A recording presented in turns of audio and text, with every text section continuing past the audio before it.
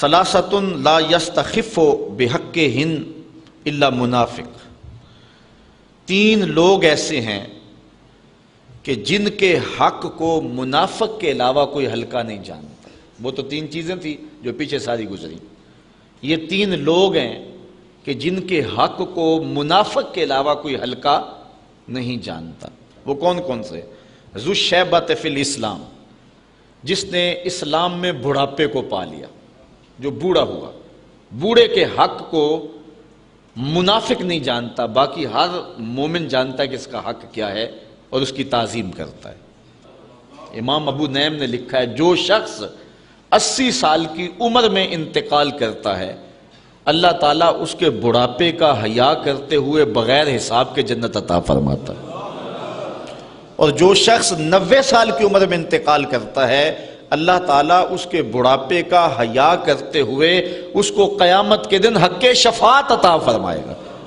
تو بخشا ہوا ہی ہے، اب جس کی تو چاہتا ہے اس کی بھی سفارش کر دے، اس کو جنت میں لے جائے۔ یہ اللہ کا خاص کرم ہوگا بوڑھے کے اوپر۔ حضرت باجزید بسطامی کہتے ہیں انتقال کے بعد کسی کو خواب میں ملے، 72 سال کی عمر میں انتقال ہوا تھا، تو کسی نے کہا کہ سناؤ کیا حال ہوا؟ کہا اللہ نے کرم کر دیا۔ کہا کیسے؟ کہا جب میں اس کے روبرو پیش ہوا نا تو اللہ تعالیٰ نے مجھے فرمایا اے بوڑھے بتا میرے پاس کیا لے کر آیا ہے، اے بوڑھے بتا میرے پاس کیا لے کر آیا ہے۔ تو میں نے عرض کی مالک بادشاہوں کی دہلیز پہ اگر کوئی فقیر آئے تو بادشاہ یہ تو نہیں پوچھا کرتے کیا لے کر آئے ہو، بادشاہ تو فقیروں کو یہی پوچھتے ہیں کیا لینے آئے ہو۔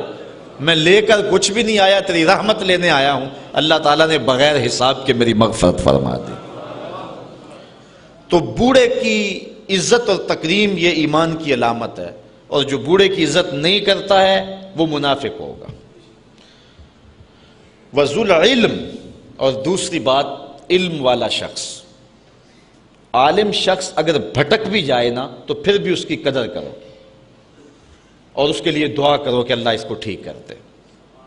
تو علم والے کی قدر بھی جو ہے وہ مومن کرتا ہے۔ منافق عالم کا گستاخ ہوتا ہے، یہ بات آپ کو بتاؤں، جو منافقانہ روش رکھتا ہوتا ہے اس کے سینے میں عالم کے لیے قدر نہیں ہوتی ہے۔ اور عالم وہ بابرکت ہستی ہے کہ حضور علیہ السلام نے فرمایا کہ عالم کے لیے کائنات کی ہر شے حتی الحیتان فی البحر، یہاں تک کہ سمندر کے اندر جو مچھلیاں ہیں وہ بھی اس کی زندگی کی دعا مانگتی ہیں۔ یہ کتنی بڑی بات ہے، اور میں کہتا ہوں اس سے بڑی بات کیا ہوگی کہ حضور نے فرمایا العلماء ورثۃ الانبیاء، علماء نبیوں کے وارث ہیں۔ کتنی بڑی بات حضور نے فرمائی۔ سلطان محمود غزنوی اس حدیث پہ یقین نہیں رکھتا تھا، وہ کہتا تھا کہ شاید یہ علماء نے خود نہ حدیث گڑی ہوئی ہو کہ یہ علماء نبیوں کے وارث، اتنا بڑا اعزاز۔ دوسرا شک اس کو اپنے باپ کے بارے میں تھا، سلطان سبکتگین ہے یا کوئی اور۔ تیسرا اس کو شک قیامت کے بارے میں رہتا تھا۔ یہ ابتدائی زندگی کے حالات ہیں۔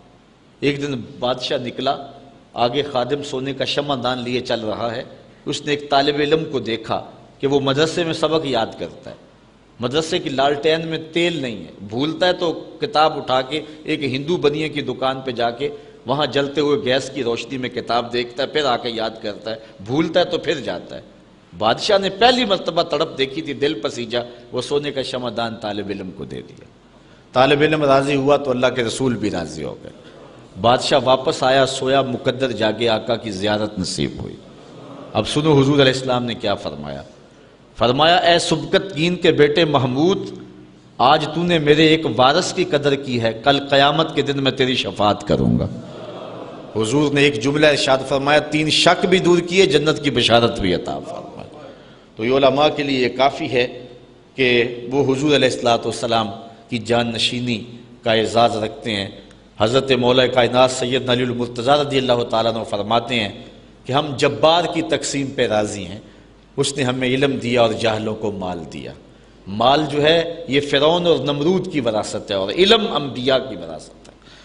تو جو ہوگا منافق وہ عالم کی قدر نہیں کرے گا۔ وَإِمَامٌ مُقْسِطٌ، اور تیسرا شخص جس کی منافق عزت نہیں کرتا وہ عادل حکمران ہے، امام مقسط ہے، عادل قاضی ہے۔